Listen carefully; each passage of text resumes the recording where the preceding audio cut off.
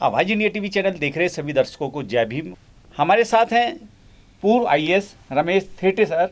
और देखा जाए तो अभी जो है ये the battle of Bhima Koregaon picture का एक जो है बहुत ज़्यादा शोर पूरे देश के अंदर मच रहा है सोशल मीडिया के माध्यम से। सबसे पहले तो मैं यही जानना चाहूँगा सर कि इसका आइडिया ये कहाँ से आपको आया कि भीमा कोरेगांव एक ऐतिहासिक जो गाथा है उस पर आपने ये पिक्चर बनाई।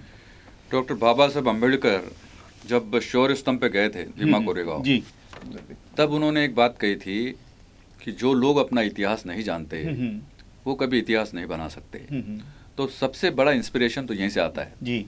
बाबा साहब का समूचा जीवन जो है हमारे लिए पथदर्शक है। हाँ। एक रास्ता है, एक ऐसी भावना हमारे अंदर पैदा करने वाला मौका है ये भीमा कोरेगांव का विषय, जहाँ से समाज आगे जाएगा, जहाँ से प्रेरणा लेगा और जब इतिहास जानेगा जैसा बाबा साहब ने कहा है तो वो आगे रास्ता बनाएगा। ये है। अच्छा थेटे सर, एक बात मैं जानना चाहूँगा, अभी तक देखा जाए तो आप ने खुद देखा होगा कि आपसे पहले कुछ पिक्चरों का निर्माण हुआ जिसमें तीसरी आज़ादी भी काफ़ी चर्चित रही। इसके अलावा जो है एक और द सुधरा राइजिंग जो है संजीव जायसवाल ने भी उसको डायरेक्ट किया था फिल्म को, वो भी काफ़ी अच्छा नाम कमाया था।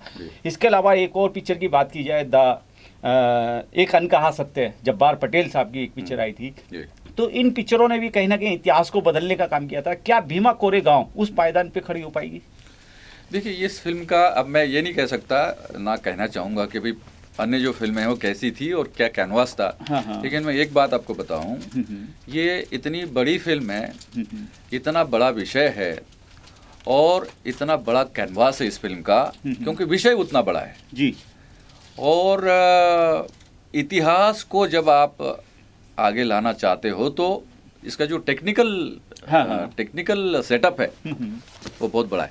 जैसे हमने अभी तक के गानों के टीजर्स रिलीज किए हैं, जी, उस पर से आपको अंदाजा आएगा कि ये फिल्म जो है किस प्रकार की फिल्म है। हाँ। कुछ लोग हमारी तुलना, जो इस फिल्म की तुलना संजय लीला भंसाली के फिल्मों से करते हैं जी। जैसे ये गाना आप पेशवा के दरबार का गाना है, रंगीली रात का रंग था वो न्यारा, मतलब डांस नंबर है वो। जी। 500 डांसर्स और इतना बड़ा यूनिट, 1000 लोग उसमें सब मतलब आपको नजर आएंगे। तो ये तब संभव है जब आपके फिल्म का कैनवास बड़ा हो। तो मैं ये कहना चाह रहा हूँ कि हमारे समाज का, बहुजन समाज का जो आंदोलन है उसकी नाक अगर आपको ऊंची करना है तो इस फिल्म को आपको उस हिसाब से बनाना पड़ेगा, उस हिसाब से दिखाना पड़ेगा और उसका जो इफेक्ट है वो उस हिसाब से लाना पड़ेगा। अच्छा थेटे सर, एक बहुत बड़ी महत्वपूर्ण बात है कि जब भी बहुजन समाज की आवाज़ को बुलंद करने की कोशिश की जाती है, उसको पर्दे पे या कैनवास पे लाने की बात की जाती है, तो कहीं ना कहीं जो ब्राह्मणवादी मानसिकता के लोग हैं, मनवादी व्यवस्था के लोग हैं, वो कहीं ना कहीं आपके रास्ते में रोड़ा बन के खड़े हो जाते हैं। क्या आपको भी ऐसा कुछ आभास हो रहा है? नहीं, मुझे नहीं लगता। देखिए क्या है, जो हमारा नैरेटिव है वो बड़ा बैलेंस्ड है। हाँ। हमने सच को सच कहा है, झूठ को झूठ कहा है। और जब ये नैरेटिव हमारा है तो मुझे लगता है कि जो लोग भ्रम पाले हुए हैं वो भी क्लियर हो जाएगा। उनको लगेगा कि भाई नहीं, इतिहास अगर ऐसा था तो इतिहास को दिखाने की जरूरत है। और जब हमने ये प्रयास किया है तो हो सकता है, देखिए गिने चुने लोग हो सकता है उनको ज्ञान नहीं है तो वो ऐसी वैसी बात बोल दें, लेकिन फाइनली वही होगा जो सामाजिक सौहार्द के लिए किया जा सकता है। और मेरा कहना ये है कि ये पहली राष्ट्रवादी फिल्म है जी। राष्ट्रवादी फिल्म मैं इसलिए कह रहा हूँ कि अगर भीमा कोरेगांव न होता तो आज जो देश आप देख रहे हो ना, उसकी जो स्थिति है ना, मतलब बाबा साहब ने संविधान लिखना जी और इस देश को फिर वो सारी चीज़ें मिलना संविधान के रूप में, वो संभव नहीं हो पाता, क्योंकि यहीं से ताकत बनी है। तो 500 महारों ने अगर 28,000 की फौज को हराया था तो वो जो जज्बा जी, वो जज्बा जो था वो अगर न होता तो आप और मैं यहाँ पे नहीं बैठे होते। इतना बड़ा विषय है ये। जिस तरीके से देखा जाए सम्राट अशोक का जो कलिंग युद्ध था उसमें लाखों लोगों का नरसंहार हुआ था। जी। इसी तरीके से 500 महारों ने जो है पेशवाओं की 28,000 सेनाओं को काट के नदी में बहा दिया। क्या वो नरसंहार भी इसमें दर्शाया गया? देखिए जो बातें हैं, जो युद्ध की बातें हैं, वो तो आप देखेंगे जैसी हुई होगी उसका प्रतिबिंब जो है आपको इस फिल्म में नजर आएगा। जी। और जब 500 मार 28,000 की फौज को हराते हैं, तो फिर ऐसे ही थोड़ी होगा वो। जी जी जी। तो कुछ ना कुछ तो हुआ होगा, और वो ताकत के साथ में इसमें हमने फिल्माया है, दर्शाया है। अच्छा, इसके साथ साथ जो है थिएटर सर देखा जाए तो कोई भी फिल्म होती है उसकी रिलीज के लिए जो है बहुत सारे बड़े बड़े प्रोग्राम ऑर्गेनाइज किए जाते हैं, दिल्ली में, मुंबई में, कलकत्ता में, बेंगलोर के अंदर। तो क्या आपका ऐसा भी कुछ प्लान है कि इस फिल्म के प्रमोशन के लिए इस तरीके से आप कुछ प्रोग्राम ऑर्गेनाइज करेंगे? हाँ, हम भी करेंगे। बड़े बड़े शहरों में हमारी पूरी टीम जाएगी, मैं भी रहूँगा, स्टार कास्ट हमारी पूरी रहेंगी। जी जी। हमारे लीड एक्टर अर्जुन रामपाल जी रहेंगे, बाकी अन्य भी जो मतलब एक्टर्स हैं वो भी रहेंगे, और हम कोशिश करेंगे कि इसको जन जन तक पहुंचाया जाए।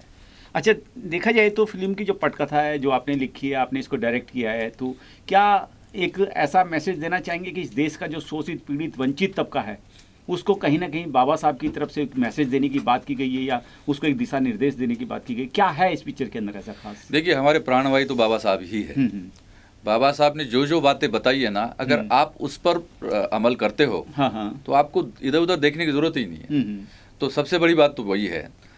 तो बाबा साहब के विचारों को आगे ले जाकर जनता तक वो बात पहुंचाना जो वो चाहते थे कि ऐसा हो, वही हम कर रहे हैं जी। और इसलिए हमको लोगों का जो सपोर्ट है वो मिल रहा है। जिससे कि देखा जाए आप खुद महाराष्ट्र से बिलोंग करते हैं, महाराष्ट्र के अंदर एक ब्राह्मणवाद और एक अम्बेडकरवाद का एक बहुत बड़ा खाई रहता है, पूरे देश को इस बात की जानकारी भी है।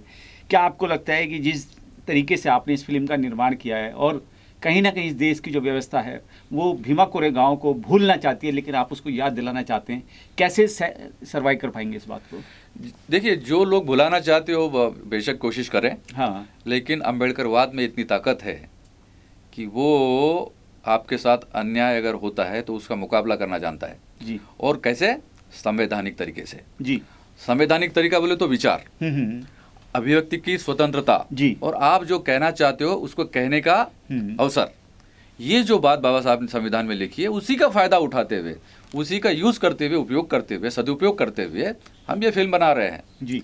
और लोगों को जब ये देखने का मौका मिलेगा तो आप देखना, मैं आज नहीं बोल रहा हूँ, ये फिल्म जब रिलीज होगी तब लोगों के आप इंट्रोड्यूस करना, और लोगों की भावना क्या तब आपको पता चलेगी। तो हम तो ये चाहते हैं। अच्छा रमेश थेटे सर, एक और जानकारी मैं जानना चाहूँगा कि सूत्रों से पता लगा हमें कि इस पिक्चर को देखने वाले लोग पहली बार करोड़पति भी बनेंगे, लखपति भी बनेंगे। क्या प्रोजेक्ट है इस पिक्चर के अंदर ऐसा? फिर देखिए, अब ये मेरा प्रोडक्शन हो, इसको बना रहा है जी जी। हमको फायदा तो होगा ही होगा, है ना, लेकिन लोगों को फायदा होना चाहिए। उनको मतलब फिल्म देखने का आनंद तो मिलेगा ही मिलेगा, लेकिन साथ ही साथ जो है उनको कुछ सम्मान पाने का जी, कुछ फायदा होने का अवसर मिलना चाहिए।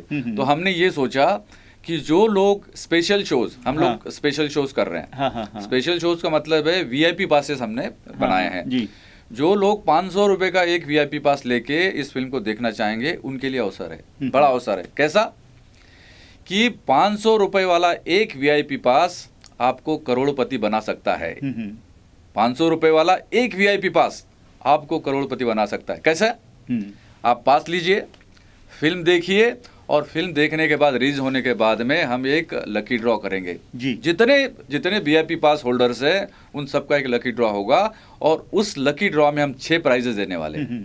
6 प्राइजेस। सबसे पहला मेगा प्राइज, बड़ा इनाम, सबसे बड़ा इनाम 1 करोड़ का होगा, और बाकी जो 5 इनाम है वो भी 21-21 लाख के इनाम होंगे। मतलब क्या? करोड़पति बनने का अवसर, लखपति बनने का अवसर, और साथ में सम्मान। और सम्मान किनके नाम पे? महापुरुषों के नाम पे। छत्रपति शिवाजी महाराज, डॉक्टर बाबा साहब अम्बेडकर, महात्मा ज्योतिराव फुले, सावित्रीबाई फुले, सरदार शिदनाग इनामदार, मतलब इतने बड़े बड़े महापुरुष, इनके नाम से हम पुरस्कार देंगे। जैसे कि कोई भी पिक्चर रिलीज होती है तो चाहे वो दिल्ली हो, हरियाणा हो, महाराष्ट्र हो, गुजरात हो, छत्तीसगढ़ हो, झारखंड हो, उड़ीसा, यानी कि कहने का मतलब जो है पूरे भारत के हर राज्य में रिलीज होती है। आपकी क्या प्लानिंग है इस पिक्चर को जब आप रिलीज करेंगे तो किस तरीके से करेंगे? भारत के अंदर होगी या भारत से बाहर भी ये पिक्चर जा सकती है? ये भारत के लगभग 5,000 थिएटर्स में होंगी, और ये हिंदी फिल्म है। लेकिन साथ साथ हम तेलुगु, तमिल और कन्नड़ा इसमें भी एक साथ रिलीज करेंगे। और बाहर के देशों में हम England, America, European countries, gulf, then Thailand, Japan, China, जी, श्रीलंका इत्यादि कंट्रीज में ये रिलीज होगी। तो उन्हीं भाषा में होगी या हिंदी भाषा में नहीं, होगी? ये उसके जो बाहर जो है उसके इंग्लिश सबटाइटल्स होंगे। हाँ हाँ हाँ हाँ। Hindi with subtitles of English.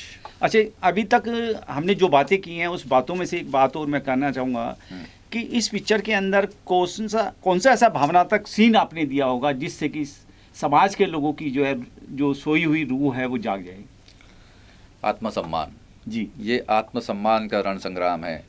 बाबा साहब ने बोला था कि भाई आप भेड़ बकरी की औलाद नहीं हो, आप शूरवीर हो।